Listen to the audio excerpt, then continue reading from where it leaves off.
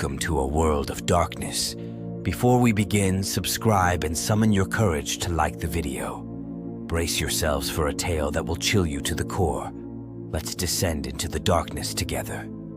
I had always been drawn to the allure of the past, the stories that time forgot, and the secrets that lay buried beneath layers of dust and silence.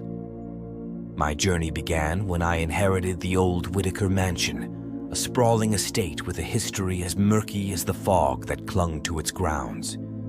As I crossed the threshold, the air grew cold, and the weight of unseen eyes bore into me.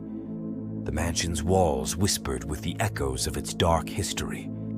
I could feel the residue of anguish and fear that permeated every room. It was in the library, among the ancient tomes and faded maps, that I found the first clue. A diary belonging to my great-aunt Lillian, whose disappearance decades ago had never been explained.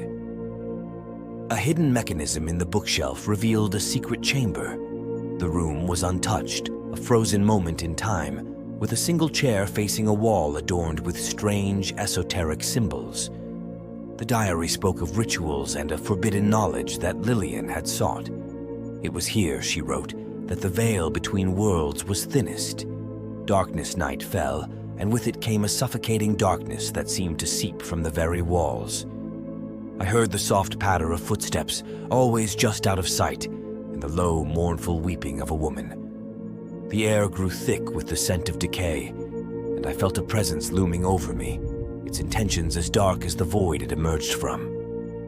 In the depths of the night, I uncovered the truth. Lillian had summoned something ancient and malevolent, a being that fed on fear and sorrow. It was bound to the mansion, to the very stones and soil, and now, to me.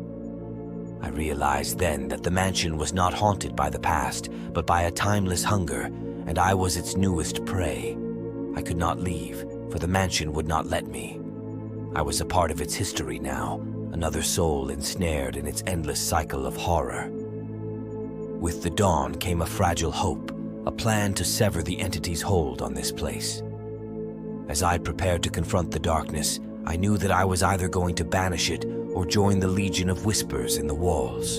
The battle was fierce, the entity a force of pure malice. But as the sun's first light pierced the horizon, I completed the ritual. The mansion shuddered, a scream tore through the halls, and then silence. I had won, but at a cost. The mansion was quiet, but it was not empty. I could feel it waiting, biding its time, for the darkness is never truly gone. The mansion's history was a tapestry of tragedies, each thread a story of loss and despair. I felt the gaze of the unseen watcher, its presence a cold shadow that followed my every step. The air was thick with the scent of old books and secrets, and I could hear the faint sound of a child's laughter turning into a sob that echoed through the empty halls. In the grand hallway hung portraits of the Whitaker lineage, their eyes seeming to follow me with silent accusation. One portrait in particular caught my attention, a stern woman in black, her eyes dark pools of sorrow. The nameplate read, Eleanor Whitaker, 1847. That night her eyes seemed to weep, the portrait a window to a soul tormented by the sins of the past. The overgrown garden was a labyrinth of shadows, where the wind whispered secrets and the moon cast an eerie glow on statues that seemed to watch me with stone-cold eyes. A mausoleum stood at its heart, the final resting place of the Whitakers. As I approached, the whispers grew louder, a cacophony of voices begging for release from their eternal prison. Beneath the mansion lay a network of tunnels, remnants of a time when the Whitakers were involved in darker dealings. The walls were lined with archaic symbols, and the further I descended, the more the line between the past and present blurred. It was here that the true horror of the mansion revealed itself, a history of blood and sacrifice that fed the haunting. Armed with knowledge and a desperate courage, I confronted the entity that had plagued the Whitakers for generations.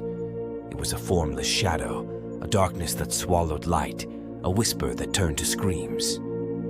I stood my ground, reciting incantations from Lillian's diary, each word a strike against the spectral chains that bound this malevolent force to our world. As the entity dissipated, the mansion seemed to breathe a sigh of relief. The portrait's eyes softened, the garden's whispers quieted, and the tunnels sealed themselves. But the cost was clear. My own history was now entwined with the mansion's. I could leave, but part of me would always remain, a guardian against the darkness that lurked in the corners of history. Months passed, and the mansion became a place of healing rather than horror. I opened its doors to those curious about its history, sharing the tales of the Whitakers and the darkness they overcame. Yet, in the quiet moments, I could feel the pull of the past, a reminder that some histories are never fully laid to rest. The mansion's library held more than just books. It was a repository of the Whitaker family's forgotten diaries. As I delved deeper, I discovered journals from different eras, each chronicling the same eerie occurrences, shadows moving of their own accord, whispers in the dead of night, and a persistent feeling of being watched. These accounts spanned centuries, a written legacy of the haunting that refused to be silenced. In the attic, amidst the relics of the past, I found an ancient locket containing a faded photograph of Eleanor Whitaker.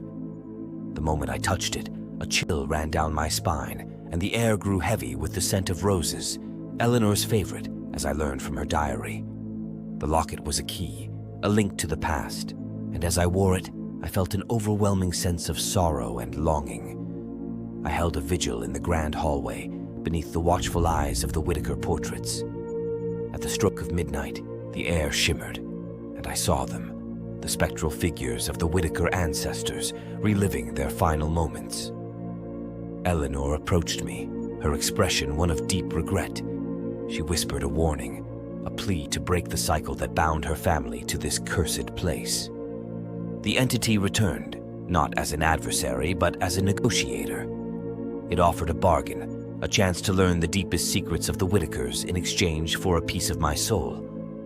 The temptation was immense, but I knew that such a pact would only strengthen the haunting. I refused, and the shadow receded, its anger palpable in the sudden drop in temperature and the flickering of the lights.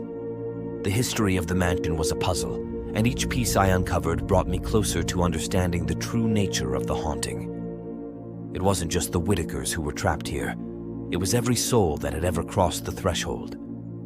The mansion was a nexus of sorrow, a place where the past and present collided, and I was the latest piece in its intricate design.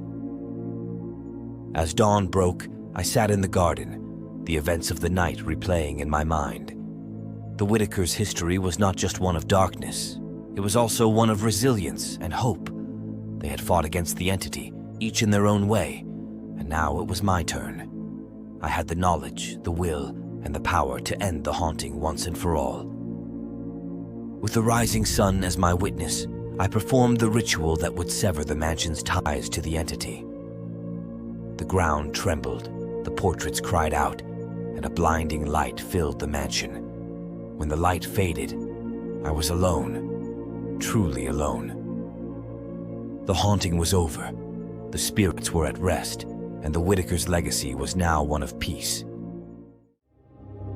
As the final echoes of horror fade into the void and the darkness claims its dominion once more, remember to cling to the light by subscribing to our channel and invoking the dread upon the like button below. In the realm of nightmares, your support is our only salvation. Until we meet again, dear viewers, may you find solace in the fleeting moments of peace amidst the eternal night.